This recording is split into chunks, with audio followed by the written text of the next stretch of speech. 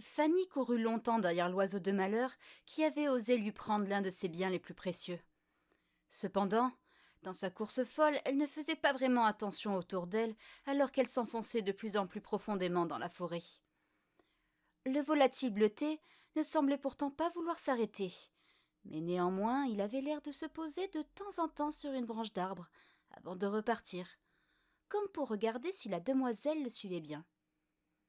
Au bout d'un moment, ce dernier finit par s'envoler en direction d'une petite chaumière de laquelle s'échappait un peu de fumée par la cheminée. Un peu hésitante, Fanny se rapprocha de la porte et toqua timidement. Entrez. Elle poussa donc la porte de la maisonnette et pénétra dans une habitation toute en bois, à la décoration un peu rustique, mais aux touches de couleurs chaleureuses. Sur les meubles, quelques petites babioles par-ci par-là montraient une légère coquetterie des lieux, semblant rassurer la jeune fille. Excusez-moi, mais j'ai cru voir un oiseau entrer par la fenêtre de votre maison. Il est bleu et il m'a volé un stylo. Oh, mais vous voulez parler de mon petit Stormy? Ce petit chenapan adore ramasser des trésors. Mais ne vous en faites pas, nous allons vite le retrouver. Allez, Stormy, viens donc voir mamie.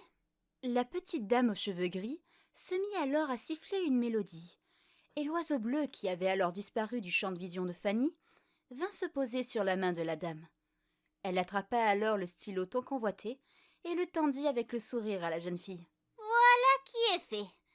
Ah là là, mon petit Stormy est très doué pour voler les affaires aux autres, si seulement il était aussi bon livreur. Mes pauvres petites jambes ne me permettent plus de parcourir autant que dans ma jeunesse. Mais dites-moi, jeune fille, vous venez de la ville, non?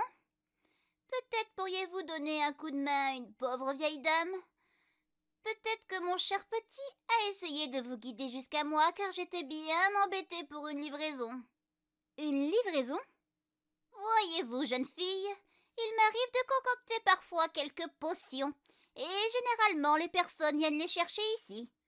Mais malheureusement, j'ai entendu que le pauvre Grégory est tombé d'une échelle, et il ne peut donc pas venir chercher les potions qu'il m'a commandées. Accepteriez-vous de me donner un coup de main? Bien sûr, en échange de cette aide, je vous ferai un petit cadeau. Fanny ne savait pas trop quoi penser de cette demande. Cette dame, elle la connaissait de nom. Elle était connue dans la ville pour créer des potions aussi étranges que puissantes, bien que parfois les effets pouvaient être assez aléatoires. Mais elle ne pouvait pas rester sans rien faire alors qu'on lui demandait si gentiment de l'aide. Et la voici qui repartit de la chaumière avec son stylo, mais également plusieurs petites potions dans une boîte. Dehors, le soleil avait commencé doucement à décliner, signe que l'heure était assez avancée. Fanny ne perdit donc pas une minute et se mit en chemin. Mais ne connaissant pas beaucoup cette partie de la forêt, elle n'était pas très rassurée par les bruits qu'elle pouvait entendre autour d'elle.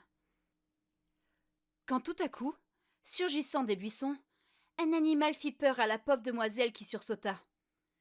L'une des potions, glissant hors du contenant qu'elle avait dans les bras, s'explosa alors sur le sol, dégageant une immense fumée violacée.